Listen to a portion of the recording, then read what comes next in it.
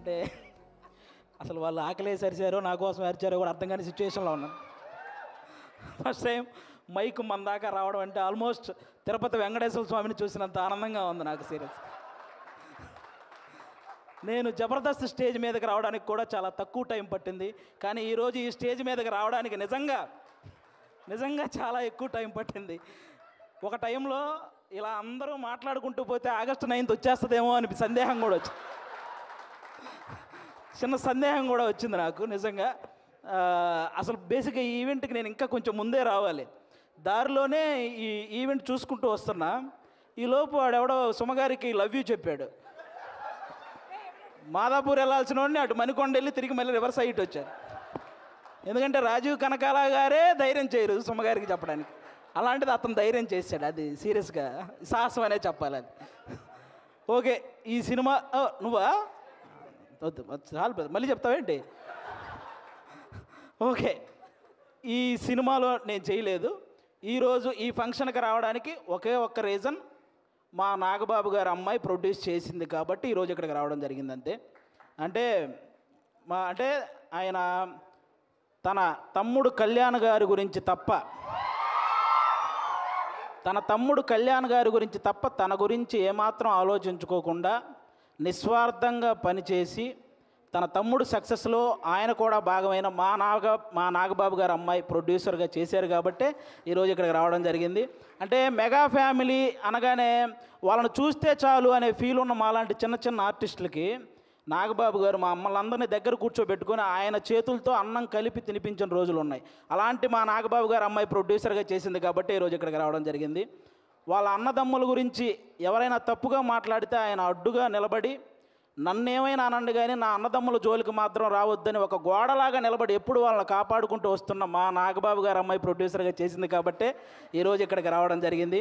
అంటే ఎప్పుడు అన్నయ్య మంచితనం, తమ్ముడు మంచితనం ఇవే మాట్లాడుకుంటూ ఉంటాం, కానీ వాళ్ళని మాకు ఇంత దగ్గరగా చేసిన మా నాగబాబు గారి మంచితనం కూడా మీ అందరికీ తెలియాలి, అందుకే ఈరోజు ఇది చెప్తున్నాను అనమాట.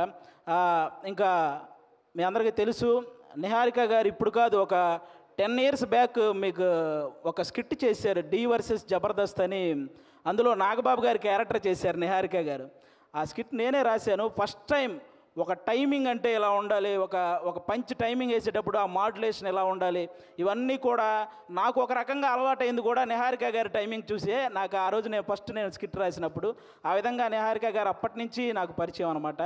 అంటే నిహారిక గారు వాళ్ళ పెదనాన్నగారి లాగే కొత్త టాలెంట్ని ఎంకరేజ్ చేసే గుణం ఉంది, వాళ్ళ బాబాయ్ గారి లాగే అనుకున్నది సాధించే గుణం ఉంది, అలాగే వాళ్ళ నాన్నగారిలాగే ఎంత కష్టం వచ్చినా సరే నవ్వుతూ ముందుకెళ్ళే గుణం ఉంది.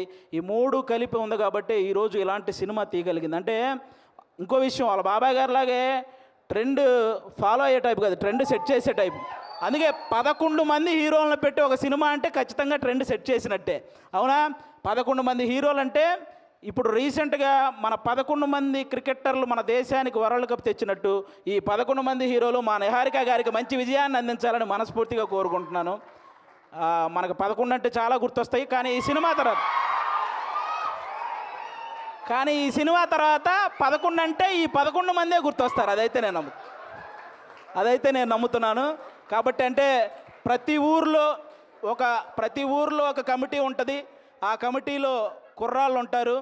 బేసిక్గా సమస్యను క్రియేట్ చేసేది వాళ్ళే, సమస్యను సాల్వ్ చేసేది వాళ్ళే, అలాంటి కుర్రాళ్ళు అనమాట.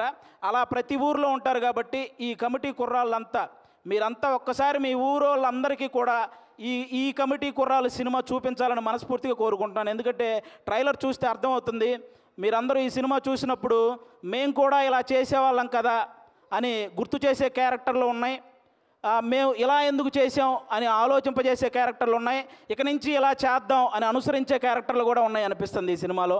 కాబట్టి మీరందరూ కూడా ఈ కమిటీ కుర్రాళ్ళ సినిమా, మీ ఊర్లో ఉన్న కమిటీ కుర్రాళ్ళందరూ ప్రతి ఊరు వాళ్ళని తీసుకెళ్ళి ఈ సినిమా చూడాలని మనస్ఫూర్తిగా కోరుకుంటున్నాను.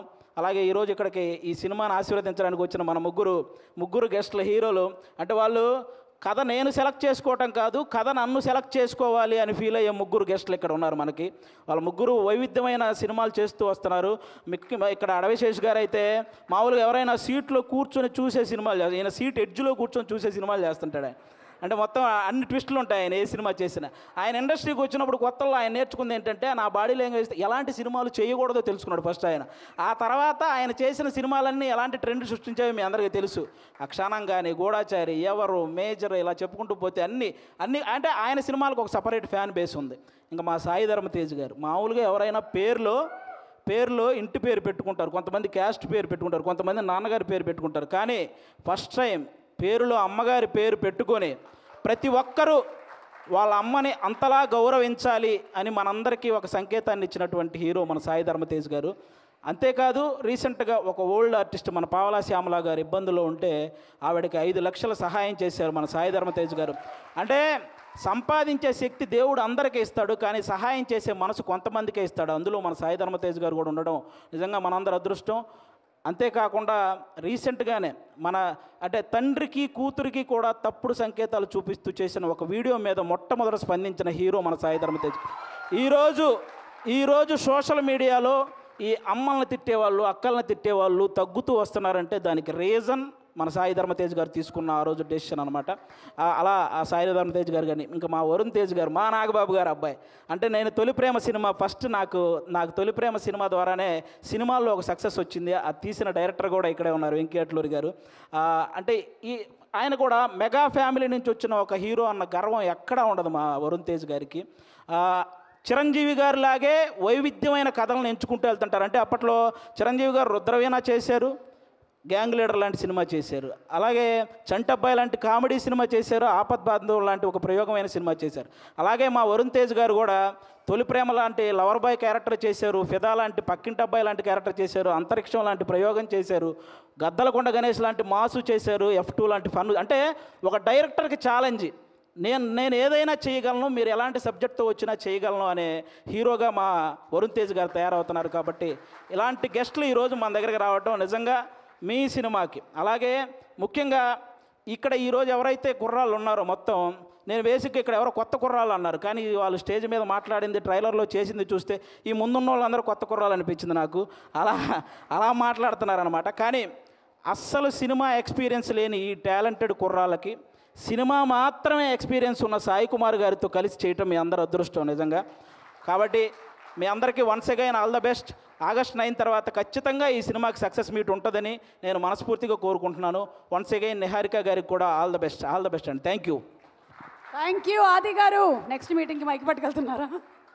అండ్ కొంతమంది మాట్లాడితే ఆపితే బాగుంటుంది అనిపిస్తుంది, కానీ ఈయన మాట్లాడితే మాత్రం చెవులు నిక్కబుడుచుకొని మరీ వింటూ ఉంటాము. సో ఆది గారు, థ్యాంక్